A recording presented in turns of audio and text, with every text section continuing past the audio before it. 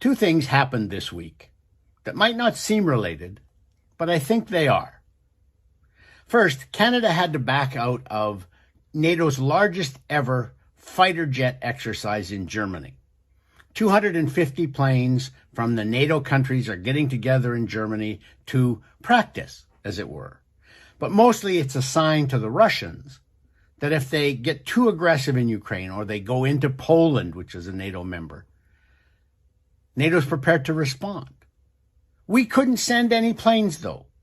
Canada's always been a member of these exercises. I went to one 30 years ago in Cold Lake, Alberta. Very impressive. But this year we can't go because our jets are so old, they're now up on blocks, basically. DND said they're being modernized, which means they're being repaired because it's very hard to find parts for planes that old. And the other thing that happened this week was Foreign Affairs Minister Melanie Joly admitted that Canada needs to increase its influence internationally.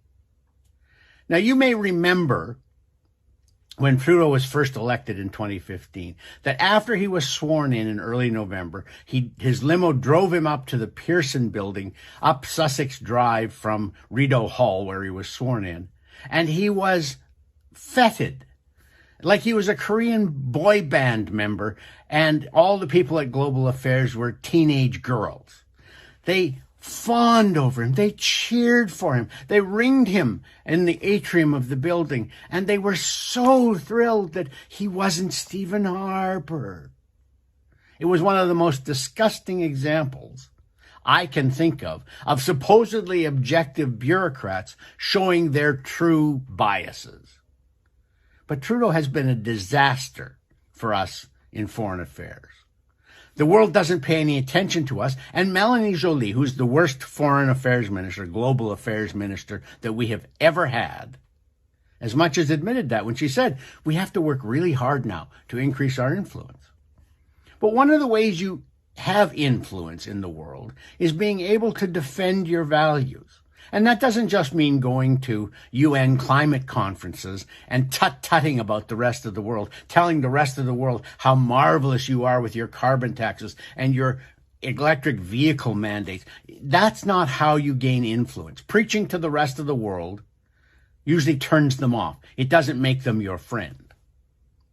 Now, since Trudeau has been Prime Minister, that's almost 8 years now, we have been on exactly one peacekeeping mission. There was never a time under the Harper government when we had fewer peacekeepers in the world than we have had the entire 8 years of the Trudeau government. You don't increase your influence by not putting your people into difficult situations on behalf of the United Nations. You also don't gain any influence by not having your jets ready or your tanks ready or whatever else it is that we don't have. And we have a long list of dilapidated equipment for our military. If you can't have your military ready, even just for exercises, I'm not saying that we have to go in hot exercise or hot situations and start shooting, but if you can't even go to exercises, the rest of the world starts to take notice and your influence is diminished. But the other thing that has really hurt our influence internationally has been the Chinese meddling with the Liberal Party and Canada's democratic institutions. The Americans were among the first people to tip off CSIS and the Trudeau government to the fact that the Chinese were using agents in Canada and surrogates to try and influence the outcome of elections. So the Americans know how closely affiliated the Liberal Party is to the Beijing regime.